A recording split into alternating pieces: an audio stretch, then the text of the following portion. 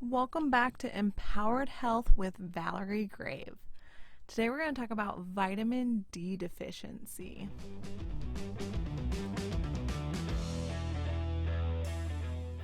Let's dive right in. So I can't believe this, but I looked up this most recent statistic, and I think when I was in school it was less than this, but I just looked this up. 70 to 80% of people are deficient in vitamin D. I'm going to say that again.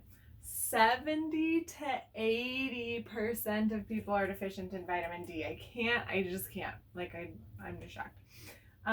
When I was in school, they taught us that anybody north of Macon, Georgia, probably deficient in vitamin D. So this is important, okay? It's important right now. If you're watching this video later, right now we're still dealing with the coronavirus. People are still getting sick, and that's kind of why I wanted to come to you and talk to you about this. What is vitamin D responsible for? It is responsible for our bone health. That's the one that I feel like everybody knows, because we can't absorb calcium without vitamin D. So that's pretty important. Bone health, hormone production. So many hormones require vitamin D that it's not even funny. That's one nobody talks about. Immunity, especially immunity in the lungs, okay?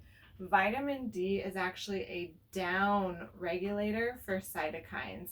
And some people may not be following, some people may be, but the end of coronavirus and the reason it's such a problem is what's called cytokine storm. So way too many cytokines that the body just can't even deal with the inflammation that comes from it. So a down regulator of cytokines is pretty important.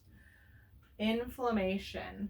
Vitamin D is a very, very powerful anti-inflammatory. So you can imagine some of the problems that might arise from being low in vitamin D, but depression, that goes back to the hormone production. Depression is a big one, okay? Depression is actually the reason that I personally screened everybody in my practice for vitamin D. And I found a lot of people that were low in it. Autoimmune disorders, because of being an anti-inflammatory and because it down regulates the immune system in a good way when it needs to be. When we're low in it, we may get autoimmune disorders, obesity, asthma, okay, because of this immunity. So who needs it? Who is low in it? Okay, we just talked about a lot of people, but especially breastfeeding mothers, okay, they get very low in vitamin D. Postpartum depression, pregnancy, okay, obviously for the same reason they're giving their vitamin D to people, and then people taking statins actually have a much harder time absorbing vitamin D than other people, and I saw that firsthand. It's crazy how hard it is to get people on statins to absorb vitamin D. How do we get it? Okay.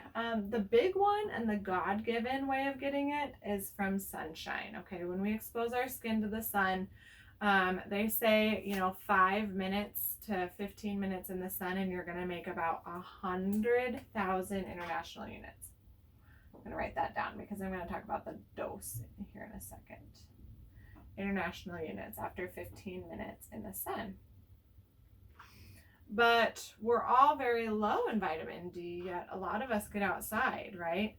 Well, we're all wearing sunscreen when we go outside. So most people recommend 15 to 30 minutes in the sun without sunscreen daily if you're low in vitamin D and you're not going to supplement it the other way. So the other way of getting vitamin D is through supplementation orally, and we recommend 2,000 international units daily of vitamin D, okay? Now, I have actually dosed up to 50,000 international units weekly, actually twice per week, but I don't want you going and taking that much because you can have too much vitamin D. That is the thing, okay? The key thing with supplementation is that in order to absorb vitamin D and therefore absorb calcium, you need to have vitamin K2. And most of my people would go out and they'd buy a calcium vitamin D supplement or just a vitamin D supplement, and they were low in K2. So I actually recommend a different supplementation which has the K2, the calcium, and the vitamin D all together in a liquid form. Liquid is easiest to absorb, and I will link that link down below. All right, that's all I've got for you. That's it for today. Don't forget to subscribe to my channel for more videos like this, and if you've got more questions about vitamin D deficiency, click the link below to become one of my one-on-one health coaching subscribers.